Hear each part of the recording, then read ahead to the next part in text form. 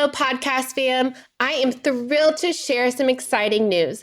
My book, So Grow Lead, is officially live on Amazon. This book is more than just my story of starting a nonprofit and building a peanut butter factory in Malawi. So trust me, the ups and downs of that journey are worth the read.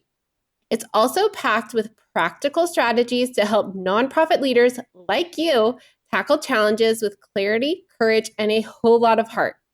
If you've ever wondered how to turn your vision into reality, navigate the inevitable hurdles, and build something meaningful, whether in your organization or in your own life, this book is for you. I'd be so grateful for your support in spreading the word. Grab your copy of So Grow Lead in the show notes and on Amazon today. Let's keep sowing seeds of impact together.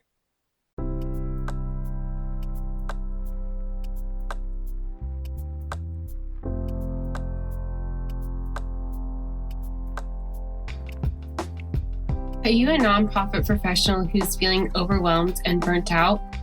Well, welcome to the Lead with Heart podcast. I am your host, Haley Cooper. On this podcast, we will share stories of leadership, courage, and empathy that'll help you learn to take care of yourself, your staff, organization, and community. You will hear from nonprofit leaders who have been in your shoes and have learned best practices to raise more revenue and make a greater impact. Let's thrive together. Hello, today I am so excited to have Mr. Pete Bowen on this podcast. I met Pete Bowen about a year and a half ago when I was the director of development at a local nonprofit, Giving Children Hope. And he was a board member and then transitioned into the CEO role.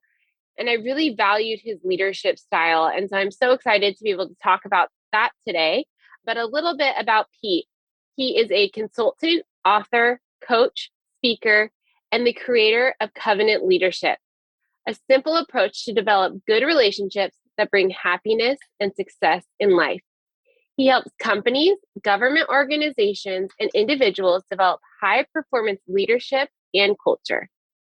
Pete has served in a variety of roles, including president and CEO of Servite High School, ethics officer of Los Angeles Unified School District, and a retired U.S. Corps AV-8B Harrier pilot. He is passionate about his work, and I am just so excited that you are here today. Thank you for being here, and thank you just for investing in me personally. It's been such a pleasure to get to know you, and why don't we just start about a little bit about your story and why Covenant Leadership? Well, Haley, thanks for having me, and I think the idea of story is a really important one. I start off with the idea that life is about life, and we write the story of our own life. That's what it's all about. And every day we write another page in that story, that book about our own lives. So everything I do, I try to write a better story. I try to grow. I try to find other stories, whether it's the Giving Children Hope or stories of other people that I encounter. I try to write my story in a way that works best with theirs and be part of the really good stories of good people and good organizations. So I came to Giving Children Hope because I realized as a board member and later as the interim CEO, the magic and the really good stuff, and most of all, the potential of the organization. And so I wanted that to be part of my story. I wanted to grow here. And I think leadership, you lead life, right? The most important thing we're supposed to do is lead a good life, hopefully to happiness, lead a good family, and then be a leader at work. And in all of those, you should be seeking the same thing, which is, I think, happiness and fulfillment. And so that's the short version of what leadership and story are and how it integrates into life. So Giving Children Hope has been a real counterintuitive blessing for me. And I know that Giving Children Hope has been so lucky to have you and the leadership style that you have implemented. I know that in our short time of working together, I learned a lot from you and things that I'm able to implement in my own relationships, as well as in my leadership style. So can you dive a little bit more into how, I guess you mentioned stories, which I think is so important. And that's why I wanted to have this interview and podcast series because in leadership, it can feel really lonely, and it's helpful to have stories because you can relate with other people. You can see that you're not so alone. So, can you talk a little bit more about the power of story and how that has played into your leadership? Yeah, I think a lot of us go through life thinking that, for instance, that we have a work life and a home life, or a public life and a personal life. And so those are separate things and we cobble them together. And that's a recent way of understanding life. And I think it's a destructive way of understanding life. Older times, people would look at you and go, "What are you talking about? You're not two separate people. You're one person." And the person that you become who you are by what you do and what you practice. The person you become is the result of all of the things you do and practice, whether it's in your relationship with yourself, your relationship with family and friends at home, or the relationships you have at work and in the community. So just like a movie story or a novel story, your life is the story of how you change. It's your character arc. And rather than have life just simply happen to me and then die with sort of a blasé story, I'd much rather understand life and grow as much as I possibly can in life so that I have the best story and the best story arc. That's the simple version of it. I think we make things way too complex. Every day you write the story. So wake up every morning and write the next page of growth, the next page of your character development, so that when you die, you are the best person you can possibly be. Because in the end, that's all you have. I contrast sometimes in my talks the story of a woman born in poverty in South Alabama and how she goes to work and she gets a state job and she retires and she has good friends at church. And when she dies, she's got 300 or 400 people at her funeral, and they're all talking about what a great person she was. She was loved and people respected her. She was a really good person. And I can contrast that with another person I know or knew who was a billionaire and owned a bunch of companies and was on Forbes magazine and Money magazine and on all of those things. But he made all that money by sort of betraying his friendships and not treating people well. And when he died at the age of 53 of alcohol poisoning or alcohol dementia, well, I never heard that there was even a funeral, and nobody misses the person. And if I mentioned the name, you'd go, "I've never heard of that person." But he was a billionaire. He had that going for him, and unfortunately, he couldn't take any aspect of that with him. The only thing you take with you to your afterlife is who you are, who you've become in life. So use every day, every hour, every minute to become the best person you can be, so that as you travel to the afterlife, you're taking the best you possible there. Yes, I love that idea of every single day you have a choice and you can embody what you do or who you are by your daily practices. And I know that you have a spreadsheet of daily practices that you live by or that you hold yourself accountable to. So, can you talk a little bit about what those are and how they help you embody who you want to be? So I'm a Marine. I'm a pretty simple guy. And I found out in life you can try to do 10 things, but in reality, you can only do 2 or 3 things at the most. After that, it just gets confusing. And if you want a tangible example of that, try learning to juggle. It's easy to juggle 2 things. You can learn to juggle 3, but the gap between juggling 3 and 4 is huge. Few people can do it. So there's a real simple way I understand life. Life is your story, write the best story. And life is the story of how you achieve happiness or fulfillment. And fulfillment's the great satisfaction you have when you encounter beautiful things, have great relationships, or have really sublime moments. Happiness, there's an 80-year Harvard study that says happiness comes from good relationships, period. And that 80-year study is still ongoing. Not only are you happier in life, not only do good relationships make you happier in life, you also are physically healthier and you live years longer. It's built into our very physical makeup as human beings that relationships are fulfilling. That's why more than half the hit songs out there are love songs.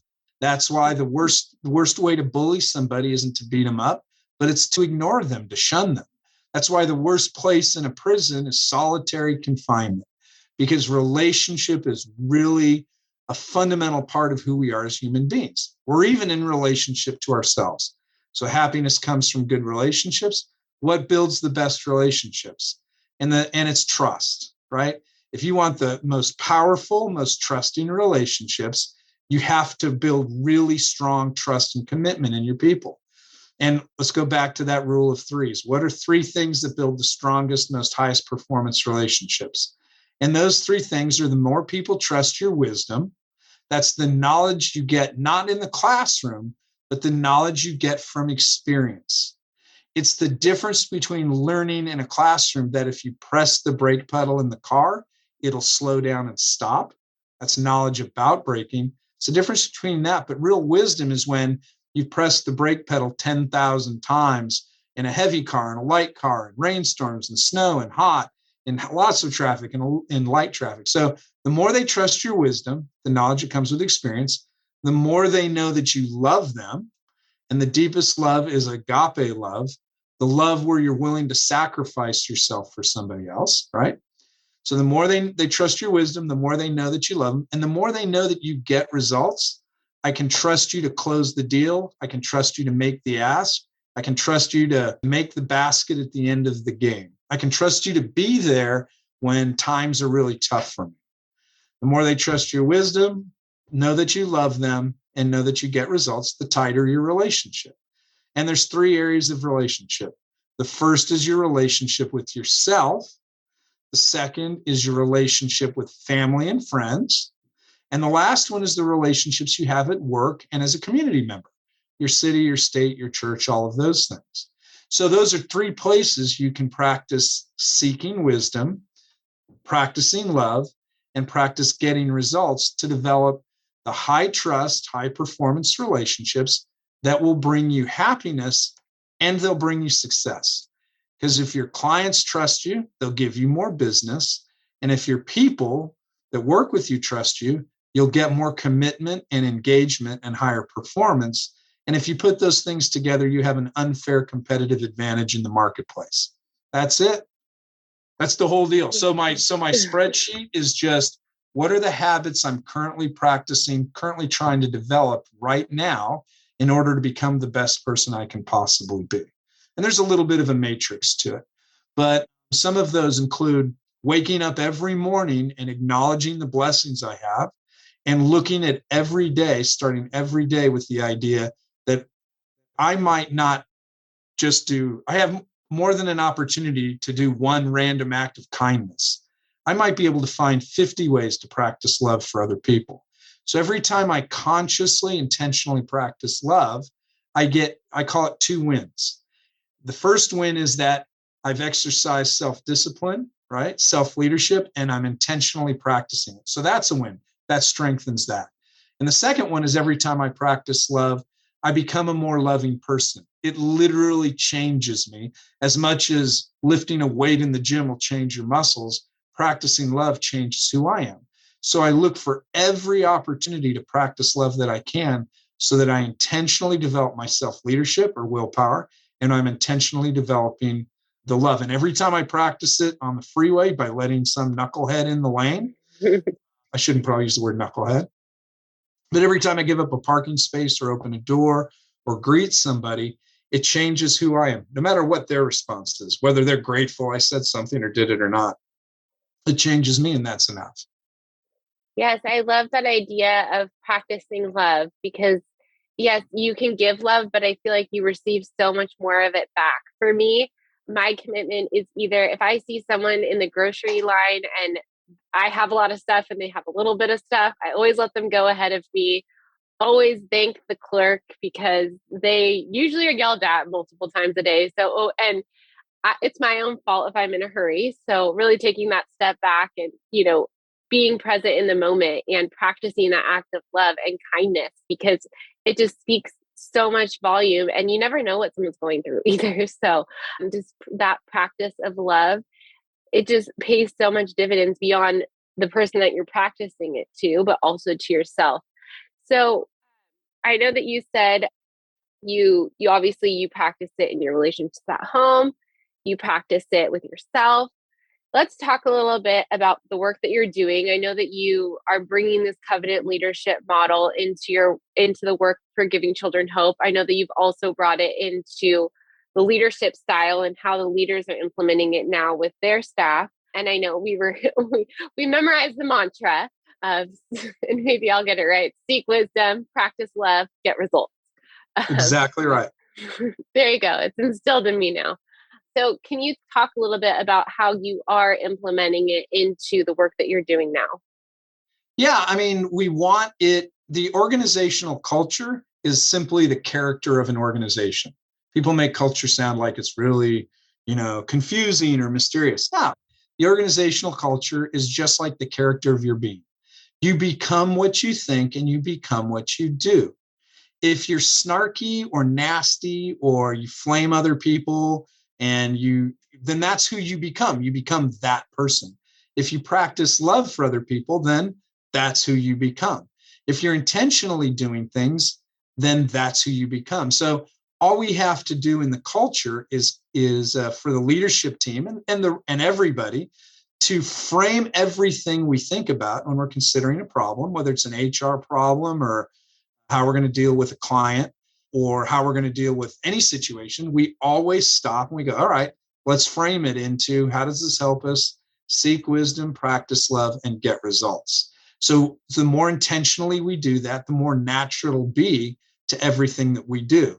And when we practice it at work and we become better people doing that mentally, we'll also become better parents at home. Because helping your kids become better people, giving them the foundation for life is exactly the same thing as practicing it for yourself and practicing it with your coworkers. It's all exactly the same thing. So then we'll ask the question, like, if I'm bumping heads with somebody, is it because my ego's involved, or I feel like it's a power play, or they don't respect me, or it's personal, or something like that? And we immediately say, hey, step back out of that. We all want to become the best person we can be. That'll make us a more effective team. So instead of gossiping or being snarky or holding a grudge, what if we get into it as a solutions orientation? What do we need to do as a team to solve the problem rather than win I'm going to dig my heels in because they're saying or doing something I don't like. It's like, well, why don't we step back from it? Practice love for the other person, seek some wisdom, and get results by seeking a solution. That would be one thing. If you have somebody that works with you or works for you, and one of the best ways to practice love for them is to ask them what their story is. Find out who they are. Find out where they are in their life. Find out where they want to go. What story do they want to write? And then if you can help them write that story, that's a super powerful way of practicing love. And they'll respond. You think they'll respond with a positive 10. They won't. They'll respond with a positive 10 million. It'll have a much larger impact than you think. We're all hungry for love. It's how we're made. And so if you sit down and you say, okay, you want to be a CEO someday, you want to be a COO, that's a different track. You want to become a better parent, you want to have some time, you want to work at work, but then you want to, spend most of your time at home with the kids, whatever we can do to enable that's going to help you grow as a person, help you grow as a worker, and help you grow as a parent. And all of those benefit the team, because the more loving you are, the more wisdom you have, the more your positive stuff you're bringing to the team. That's where the power of the team comes in. So again, it's just about intentionally practicing it, and then it becomes part of your culture. And pretty soon, everybody's thinking that way naturally. Everybody's aligned and attuned. And as you help that person deliberately, let's say they want to become a CEO. Well, they're going to have to do something. They're going to be outward facing. So they're going to have experience in fundraising or sales or, or communications. And then you just make sure that they get exposed to those things, even if they don't have any experience there, and you grow them in those things. And the wisdom comes with how those things fit together with operations and logistics and all of that. And then that puts them in the most powerful position possible to grow. And what happens after that is that they will grow. They'll go on and they'll do great things, but they'll always be your person. So one of the things I'm most proud about is where people that I've worked with have gone into CEO positions of colleges, of other schools, of departments, because of the experiences they had with me. So, and that helps me grow too. So I hope I didn't get lost in your question there. No, that was great. And I love the idea of when you ask people their story, because the more organizations I talk to about, let's say they have cultural issues or, coming back from the pandemic, and I talk about I want to touch on this because I'm a certified fundraising executive, and building transformational relationships and asking people's stories is a key part of my job.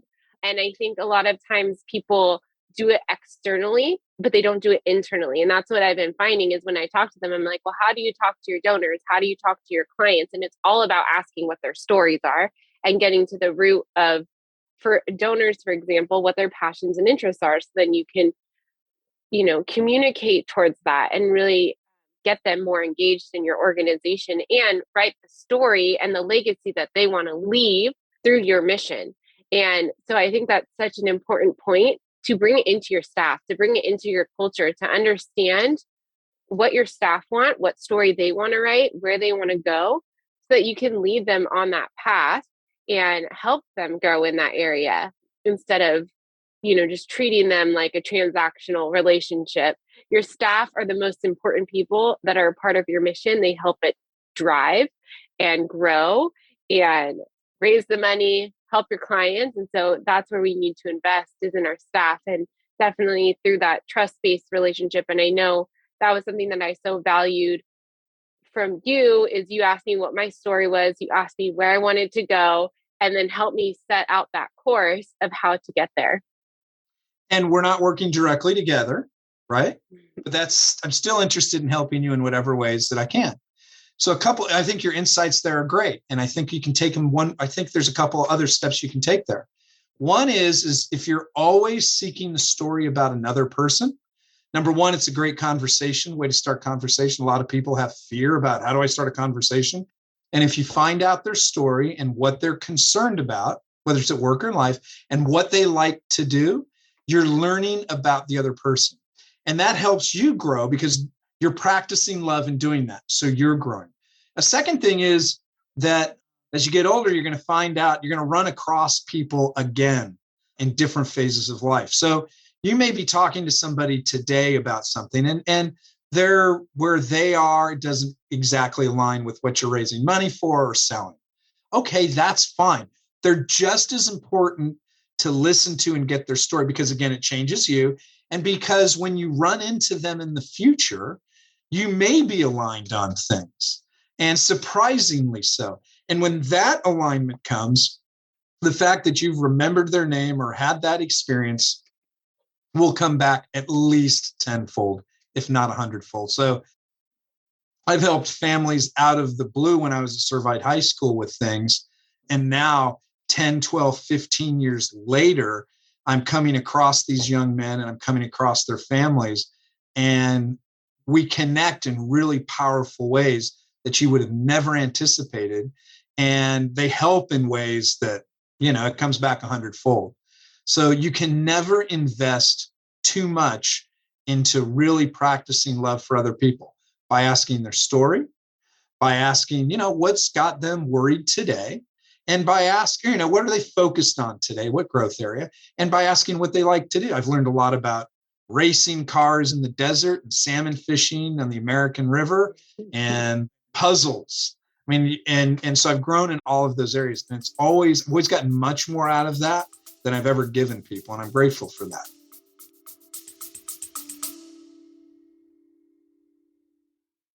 Imagine a fundraising partner that not only helps you raise more money, but also supports you in retaining your donors.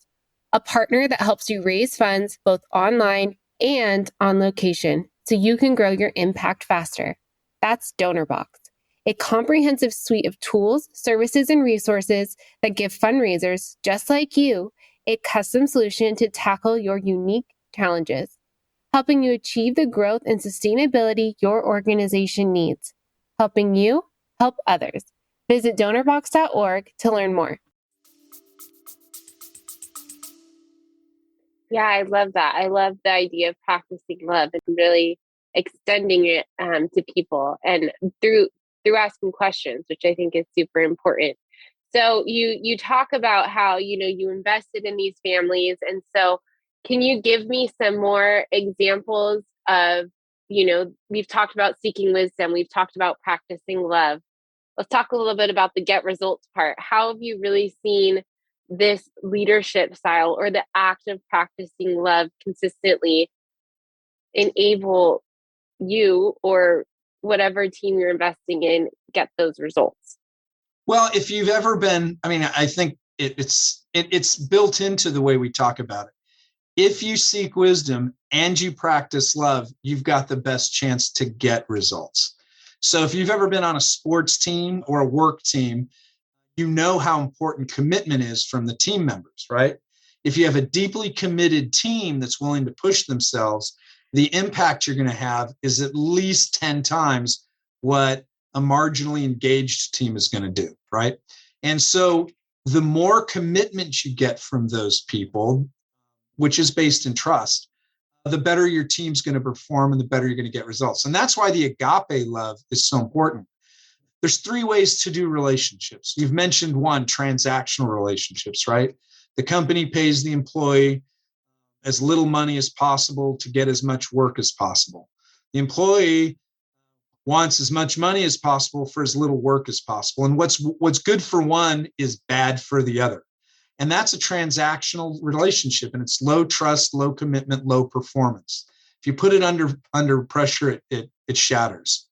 And another version of relationships, which I think is really bad, but it's prevalent today, people talk about, is power-based relationships. And it's the idea that there is no truth, no morality, and everything's about power. And that kind of thing is being taught in a lot of places now. And if you use fear or intimidation or manipulation, you can get a lot of performance out of people. But the best relationships are when people are utterly committed. If you got people on your team that are willing to die for you and they know you're willing to die for them, it's that much commitment, that's when you'll get by far the highest performance and the best results. And that's true of your work team. That's true in your marriage. It's true in your family. It's true in every aspect of your life. And so if you're working towards that kind of agape love with people, then you're going to get phenomenal results. I used to fly jets in the Marine Corps. When we'd land on an aircraft carrier, it's a very finely tuned situation. There's another airplane 35 seconds behind you, and one 35 seconds behind them, and behind them, and behind them. And when you hit the deck, you go to full power and you hope the wire catches, and it does. And then you come to like a screeching halt, quite literally. And there's a person in a yellow shirt at your front right. And that person, you're probably 26, 27. You've got your college degrees. You totally outrank that other person who got C's and D's at the local public school, and they're 19 or 20. But that person has the lead. They're going to tell you where to taxi. And when they tell you to come forward, you add a little power and come forward. When they put their left arm down, you press all the way on the right rudder pedal and you turn and do exactly what that 19-year-old says. Because in this situation, even though you're more highly educated and you outrank them, they have the lead. And they're going to hand you off to another yellow shirt and another yellow shirt, and they're going to taxi you right on the edge of the deck. So you almost go over into the water, but you don't because you trust them. And they'll put you within 3 or 4 inches of exactly where they want you on the deck, right? And the reason we've been so successful as a nation is because we have those kinds of trust levels on our aircraft carriers. Life and death trust, even though I may never speak to that person. And so if you get those levels of trust, that's when the performance goes through the roof. And that's when your happiness and fulfillment goes through the roof too, because you're not doing it for the money. Yes, I love that story. I've heard it a few times, but I love that level of trust that you that you have to have, that you build knowing that that person is going to lead you in the right direction. Is there anything else that you want people to know about covenant leadership? I think it's such a powerful model. And yeah, so if you have any more tidbits or things that you want people to know, and also where people can learn more about covenant leadership. Yeah, I think it's really quick. Again, life is about happiness. Happiness comes from good relationships. So seek wisdom, practice love, and get results in all of your relationships in life until they become habits, part of your very being, so that you naturally develop the relationships that bring happiness and success. And that becomes the story of your life. And it'll give you the best kids. It'll give you the best relationship with your spouse, and it'll make you the most effective possible leader at work. And it's doable. You're not chasing the latest list of 10 leadership things to do, which of course you can't do 10, it's too many. It's just 3 simple things. And so to implement that, one of the best ways is to start simple. Just wake up every morning being grateful for the blessings you have and aspiring through that day to find as many opportunities as possible to practice love. That's probably the most powerful way to get started. And develop your self-leadership, because if you can make a habit of something just through your force of will because you practiced it so much, then that's a superpower, because now you can do anything you need to do or want to do just by making it a point. And I think those are the 2 most powerful ways to sort of start, and you can start it tomorrow. And I've got a website, petebowen.net, that I have a podcast and a blog on these kinds of issues and that go more into covenant leadership. And it's free. I mean, there's no charge, because if we change ourselves, if we really want to change the world, then the most effective way we can do that is by changing ourselves. Because the more wisdom we have, the more solutions and the better the solutions we'll have for the world. And the more we practice love, the more we'll work together to achieve those solutions. And you got to get results. And I'll wrap it up with this. Your life story is literally your Marvel superhero origin story. It's exactly like that. You have 2 superpowers. One is agape love. It changes lives in the ways nothing else in the universe does. And the second one is your free will, your self-leadership, your willpower. And so the origin stories, all the origin stories of Spider-Man and everybody else, are the same. They discover they have this superpower. You know, they look at things and it bursts into flames, or they're super fast. And that's your agape love. And then the second thing is they have to learn how to control it. Because if everything they look at bursts into flames, you know, pretty soon bad things are happening. So they have to control that. And all of the movies are the same, because they have to learn how to control that superpower while they save the world from the villain. And we have to learn to control that superpower while we go through life to get results. Because if you don't save the world, you haven't gotten the right result. So think of your life as a literal superhero story. And the last thing I'll say is this: come up with a superpower phrase. Mine is fight through. And so when I get in a spot where I'm tempted to eat a cookie that I shouldn't, or I need to get one more push-up out while I'm working out, or I really want to punch somebody in the face and they really do deserve it because they're being a jerk, but I'm got to practice love and self. I use that superpower phrase, fight through, to break out of that mental thing, right? The temptation, whatever, and to step forward into executing just one more time the right thing. And it's by doing the right thing minute by minute that we become the best people we can be, and the best parents and spouses. Well, thank you so much for sharing the 2, multiple tangible things that we can implement in our lives. But I think ones you just mentioned were starting your day with gratitude and acknowledging the blessings, acknowledging that you woke up and you're in a bed. That's something simple as you woke up. That's something to be grateful for, no matter what you're going through. And also come up with a superpower phrase. Mine is, you can do hard things. And I remind myself that every day. So I think that's because you're smarter than I am. So you can have I can do a 2-word superpower phrase. That's all I can manage. You can do like a 6-word. Not even 3 words. You have the rule of 3. So I would say they may want to consider this. Wake up with gratitude and make a commitment to practice love 50 times a day, or as many times as you possibly can in a day. Those are the simplest ways. And use your superpower phrase to get through the current second into the next one. There you go. There you have it. Thank you so much, Pete. I really appreciate you being on this podcast, and you are such a gift to the organization and the community. And I just look forward to staying in touch. Well, Haley, you're still part of the Giving Children Hope story, and that's what's so important to us. Thank you. All right. If you have valued these stories or learned something from what you've heard, please share this podcast episode or follow me on LinkedIn. Thank you so much for your support, and together we can build a better community and world.